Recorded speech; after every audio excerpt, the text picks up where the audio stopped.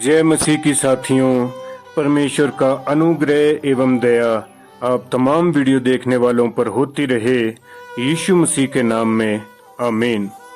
साथियों, हमारा आज का विषय है साधु सुंदर सिंह और कैलाश के महर्षि, एक रहस्यमयी बातचीत। साथियों, साधु सुंदर सिंह जी के बारे में आप सभी जानते ही होंगे। साधु सुंदर सिंह जी परमेश्वर के बहुत ही अनमोल और प्रतिष्ठित दास थे। अपने जीवन काल में यीशु मसीह के प्रेम और सुसमाचार को साधु सुंदर सिंह जी ने दुनिया के कई हिस्सों तक पहुंचाया था। नंगे पांव साधु सुंदर सिंह जी एक स्थान से दूसरे स्थान तक परमेश्वर के प्रेम को बांटते हुए कभी तपती गर्मी में, कभी कड़ाके की ठंड में, कहीं मृत्यु के जोखिमों में चलते रहे और परमेश्वर के प्रेम की सुगंध फैलाते रहे। ऐसे ही एक बार की बात है, जब साधु सुंदर सिंह जी तिब्बत की ओर बढ़ रहे थे, तभी उनकी मुलाकात एक महर्षि से हुई। साधु सुंदर सिंह जी कैलाश के इन महर्षि का जिक्र अपने कई कार्यक्रमों में कर चुके हैं। अपने कई प्रचारों में साधु सुंदर सिंह जी ने कैलाश के महर्षि जी का वर्णन किया है। तो ये महर्षि कौन थे, क्या थे? तो आइए हम साधु सुंदर सिंह जी के शब्दों में ये पढ़ें कि वे इनके बारे में और इस रहस्यमयी मुलाकात के बारे में क्या बताते हैं। साधु सुंदर सिंह जी कहते हैं, जब मैं मानसरोवर झील की दिशा में जा रहा था तो मैंने एक चट्टान पर रखी हुई पत्थर की सलीब देखी, अर्थात क्रूस देखा।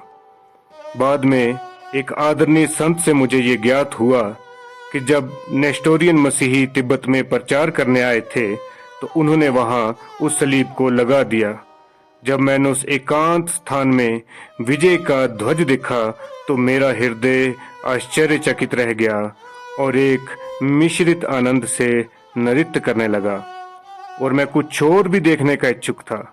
लेकिन जब मैं चारों ओर घूमा तो मैं निराशा से एक पहाड़ी से नीचे उतर गया।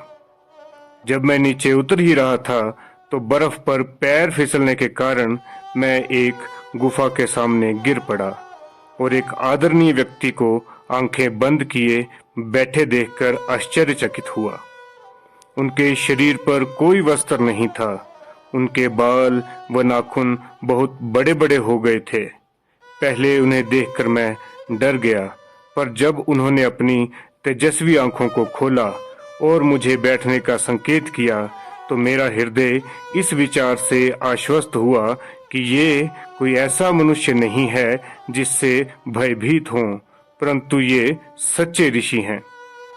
उन्होंने कहा, मेरा जन्म सिकंदरिया मिस्र का था। जब मैं 30 वर्ष का हुआ तो सेंट फ्रांसिसी के भतीजे जारनोस ने मुझे बपतिस्मा दिया। 75 वर्ष की आयु तक मैंने समस्त विश्व में प्रचार किया। मैं अच्छी तरह 21 भाषाएं बोल सकता था। जब मैं ये जान गया कि अब और यात्रा नहीं कर सकता तो मैंने धीरे धीरे इस स्थान की ओर बढ़ना शुरू किया और धीरे धीरे इस स्थान की ओर चला। मैं यहाँ 209 वर्ष से रह रहा हूँ।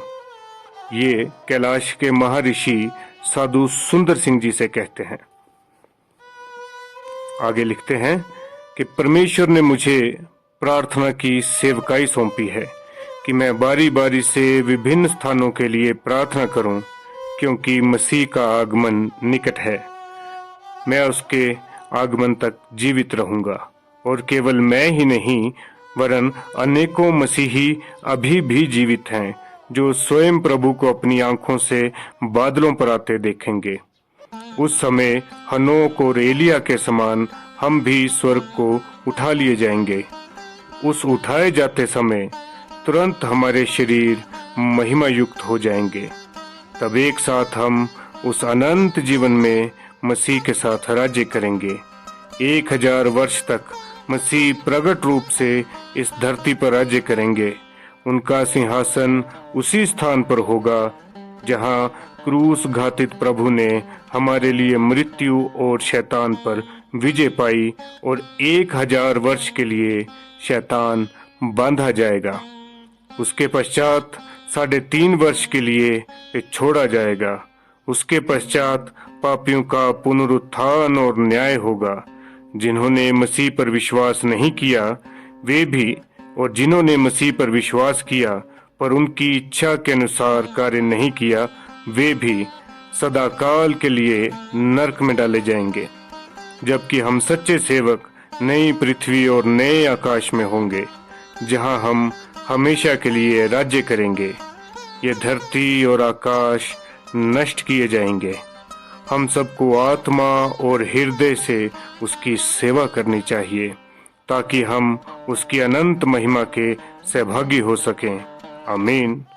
ये सब सुनने के बाद साधु सुंदर सिंह जी कहते हैं कि उनके शब्दों ने मेरे हृदय पर एक ऐसा अनोखा प्रभाव डाला कि उस आनंद का वर्णन मैं नहीं कर सकता। मैं चाहता था कि इसके बाद उनके साथ सदा रहूं, परंतु हाय, मुझे उनके साथ 24 घंटे से अधिक समय तक रहने की अनुमति नहीं मिली। यद्यपि मैं अब भी आत्मा में उनसे मिलता हूं, क्योंकि वे आत्मा में सारे संसार में घूमते हैं। जब मैं इस विषय में अपने हृदय में संदेह कर ही रहा था, तब उन्होंने मुझे मेरी व्यक्तिगत बातें बताई, जो कि दूसरों से संबंधित बातें थी, जिससे मुझे ये निश्चय हुआ कि वे आत्मा में धरती पर यहाँ वहाँ घूमते हैं।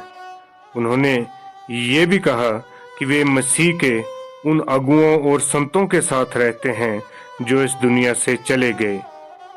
आगे वे कहते हैं कि वे हमसे दूर नहीं, वे शरीर धारण की इच्छा करते हैं।